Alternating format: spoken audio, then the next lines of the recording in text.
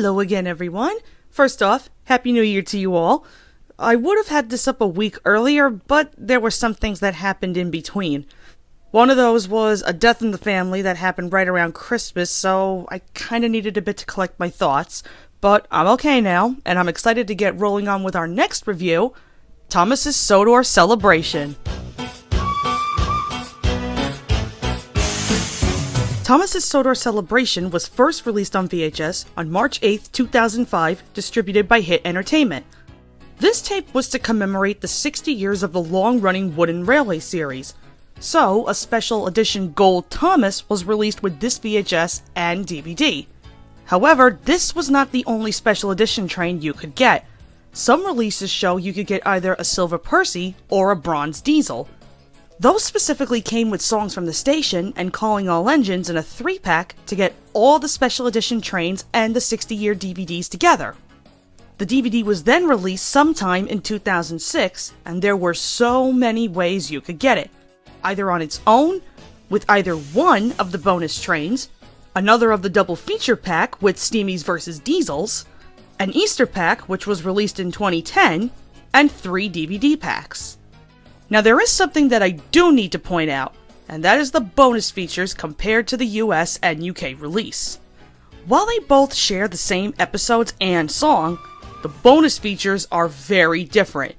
The UK release features a cargo challenge game, which the US didn't get until It's Great to Be an Engine, and they also get their own Day Out with Thomas preview. The US bonus features contain a read-along of Happy Birthday Thomas, which just so happens to be one of my favorite childhood Thomas books, a specialized character gallery, previews for tons of other shows to look for on home media, and extra episodes from 4 different children's shows. But the one that everyone talks about is Thomas's Storybook Adventure. The game is pretty straightforward, but it is so fun! You basically help Thomas through a series of counting, matching, letter, and trivia games to help him finish his work so that he can make it in time for the grand opening. And once you do all that, you get to decorate your own station as a special reward. And for some reason, I don't know why, but this cutscene always made me laugh.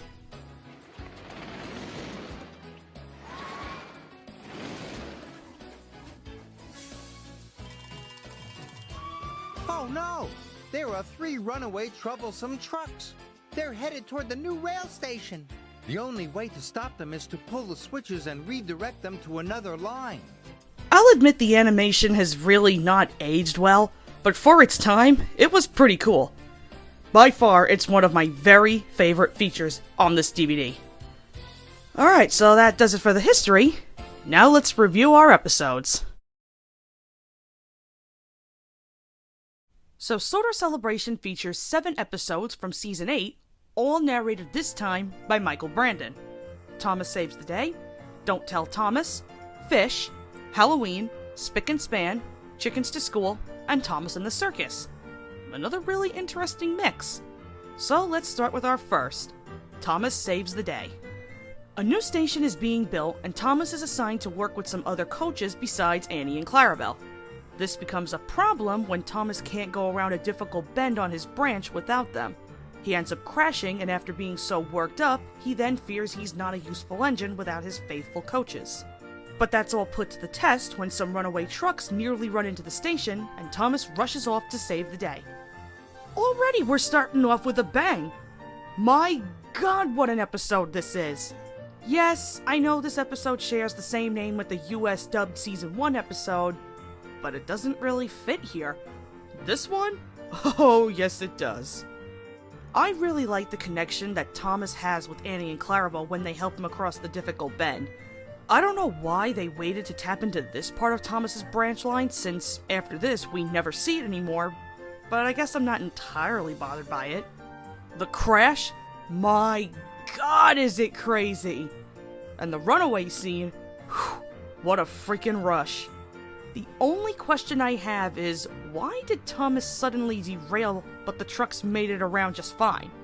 Yeah, I can't explain that either.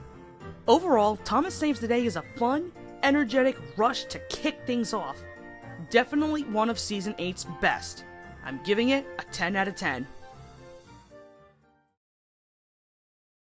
Our second episode is Don't Tell Thomas. The engines want to surprise Thomas for all his hard work keeping the tracks clear of snow, but Thomas thinks he's being left out of the surprise and eventually puffs off by himself. Later on, he finds out that the surprise was meant for him all along and that he wasn't being left out at all. This one is pretty good. Some might complain that Thomas acts like a whiny little 5-year-old throughout the story, but can you really blame him? I mean, let's be real. The Sodor engines suck at keeping secrets. Just look at these eating, suspicious looks on their faces. It's no wonder Thomas is pissed off. Stop looking suspicious and just carry on normal convos if you're this desperate to keep a surprise. I repeat, You suck! Putting all my gripes aside, however, do I think this episode is bad? Absolutely not. I actually really enjoy this. I've always said if it's not the nighttime themed episodes that stand out, it's the winter themed ones, especially if they're shot at night. So, win-win. I'm not saying it's entirely perfect, and it could have used a couple of tweaks, but as I said, it's a pretty good one. 8 out of 10. Moving on with our third episode, Fish. The fishermen are pleased with their biggest catch of fish, and Thomas is sent to deliver them to the docks. Thomas obviously has a bad rep with fish, and is cross when Arthur tells him to take 5 cars at a time. But he shunts the cars into a long line, and soon, fish spatter everywhere, and they all crash into Salty. Oops! Thomas must then swallow his pride and deliver the cars 5 at a time before the boat leaves the docks. This is another of Season 8's best episodes. I don't think it's better than the same titled Season 4 episode, but you can really see how much effort went into this particular one, and I gotta applaud Abby Grant and Paul Larson for doing such a marvelous job. It was very nice to see characters like Arthur and Salty pop up again and play semi-roles in this story. And that freaking crash, oh my god. I'm just saying now, Season 8 so far has had some pretty badass crashes. But if there's one thing I do need to gripe over, it's this. Do the Sodor people really have a problem with covering up the fish trucks? What is so difficult? The fish, for one, should not even be piled up that high. There should be a lot more ice on them. And think of how long they've already been sitting here before Thomas got there. The amount of minutes, let alone hours, it could take to go from the village to the docks, and they're sitting here in the hot sun.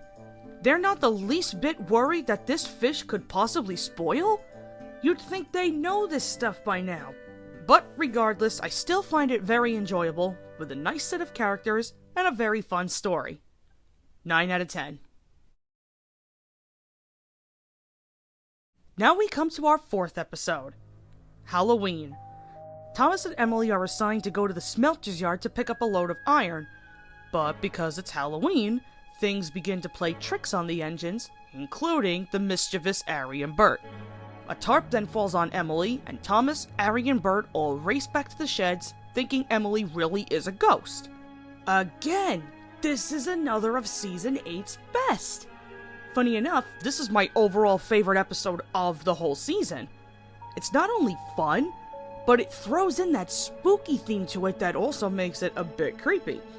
I love the story, the characters they chose, the settings they used, but I absolutely adore the music. Now, I didn't realize this before, but I started to notice some similarities between this and Scaredy Engines. Even though that is my favorite Season 6 episode, Halloween beats it by a landslide. I mean, for one, Thomas is a dick and comes off as a bit unlikable in Scaredy Engines, and here you can actually relate to him, as well as Emily. I'd be very surprised if somebody said they preferred Scaredy Engines to Halloween. To prove my point, I'm gonna play just a bit of the music, and you try to tell me in 3 ways how Scaredy Engines is better than this.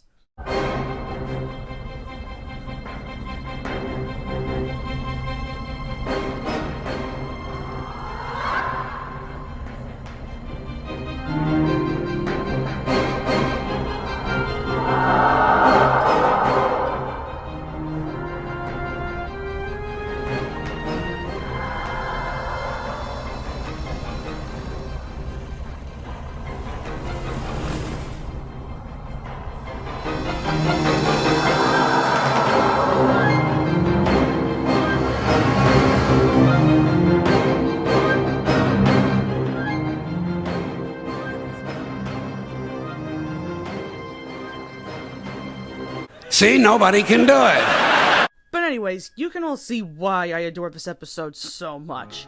It's just one of those episodes that you can enjoy all through the year. 10 out of 10. Alright, normally these would be at the end, but we have a bonus music video in between our episodes. This one is called Surprises. The video basically describes that surprises can come in all forms, and you never know if they'll be good or go horribly wrong. Yeah, I wasn't exactly the biggest fan of this song, even as a kid. The song itself just sounds so generic. I mean, I guess they did choose some nice shots between seasons 7 and 8, but I really don't think it's anything that special. There are a lot more better songs than this. I don't really have anything else to say about it, other than I just feel like it's one of the weaker songs from season 8. So, moving on with our 5th episode, Spick and Span. The railway inspector is coming to Sodor, and he decides to give a prize to the best looking engine. Thomas and Percy think they can win, but Gordon, James, and Emily think either of them will. No matter how hard Thomas and Percy try to stay clean, they keep getting dirtier. Everything backfires on the others when James backs into a lever at the coaling plant, and Thomas and Percy win in the end. I really like the story they had for this. I love seeing the karma that the bigger engines get, thinking either of them will win first off. Yes, that does kinda mean there's a hint of the 3-strike rule in this story, but honestly, it doesn't really bother me all that much. I think here might be the only time it actually helps to flow the story nicely. And it's really satisfying to see Thomas and Percy working so hard and having them win the contest at the end. There's plenty of laughs in this too, I will say. Just then, Gordon blew to clean his funnel. Coal dust shot into the air. It covered Sir Topham Hatt and the railway inspector. Yuck! But there's just one teeny tiny gripe I have, and that's Emily. You can definitely see the big change in character compared to what she was like in Season 7. I could see this coming from ones like James or Gordon, given their egotistical behavior at times, but her? This is one of the episodes where her bitchy side was let loose. However, this is one of the very few times I can put my gripes aside, because this is another really good episode. The cast of characters was great, the story was good, lots of laughs. I rank it a 10 out of 10. On to our 6th episode, Chickens to School. Thomas has been working very hard and becomes very tired. Sir Topham has 3 special jobs that Thomas volunteers to do and wants to prove how useful he is, despite Gordon's remarks. But he soon grows even more tired and ends up delivering each special to the wrong place. Okay, some might say that Thomas acted a little stupid here, which I guess I can kinda see, but my thing is, this episode is kind of a mood, and in some ways, relatable. I cannot tell you how many times I've packed projects on myself to where I'm working on way more than one at the same time, and have had multiple screw-ups. So I kind of feel Thomas on that. However, even though he should have asked for help, I'm not gonna put the full blame on him here, cause if the Sodor people know what they're supposed to get, then why aren't they double checking, let alone asking? Are these people really that stupid? Who lets animals run loose in a market and a school? And where the hell is the farmer not knowing there are students on his property? Are y'all sleeping on the job too? What is wrong with you people? I guess I could say the story does, however, have a nice message about asking for help when there's too much work on your hands. Kinda reminds me of the MLP episode, Applebuck Season. I don't think this story is entirely bad. Questionable, yes, but not bad whatsoever. If you don't like it, you can easily skip it. It's not really that big of a deal. It's just okay at best. 8 out of 10. And now we have our final episode, Thomas and the Circus. A circus comes to Sodor and everyone wants to be the engine that pulls the special train. Thomas is chosen, of course, but is told to ask for help if the train is too heavy. But Thomas believes he can do it all by himself. However, he bites off more than he can chew when his coupling rods break, and James and Percy are sent to help, and they all pull the train together. This one isn't as popular as some of the other episodes, and as much as I kinda like this one, just a little bit, I'll admit it is the weakest one on this tape. There is another small hint of the 3-strike rule here, and while it doesn't bother me entirely, it really drags out the story, making it seem slow and very boring. And hold on a second. This whole asking for help thing, didn't we just get done covering that in the last episode? Why did they have to have the closer episode the same lesson as the last one? You couldn't have given us a better one to end off the tape? How disappointing. Because of this, does this exactly ruin the tape? Not so much, because I don't think this episode is so bad. It's just a little slow. And believe me, there are far worse ones than this. So, yeah, this wasn't exactly the best way to end off the tape, but it's still pretty decent.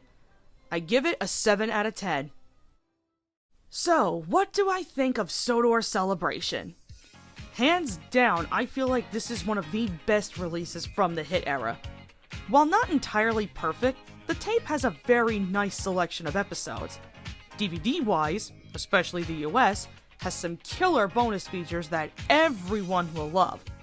I definitely think if they would have switched out episodes like Circus and maybe Chickens, and given us 2 better episodes, this probably would have been a perfect tape. But it still has a very good variety. 100%, I recommend getting this tape or getting the DVD. And that does it for this review. Thank you guys for watching, and I cannot wait to continue this series into the new year. So what am I going to cover next? Well, technically we're still in winter, so why not another wintry themed Thomas tape, full of snowy surprises? But this time I will not be reviewing the tape alone. On board with me will be my very first special guest. Who will it be? You'll have to find that out next week. Bye for now.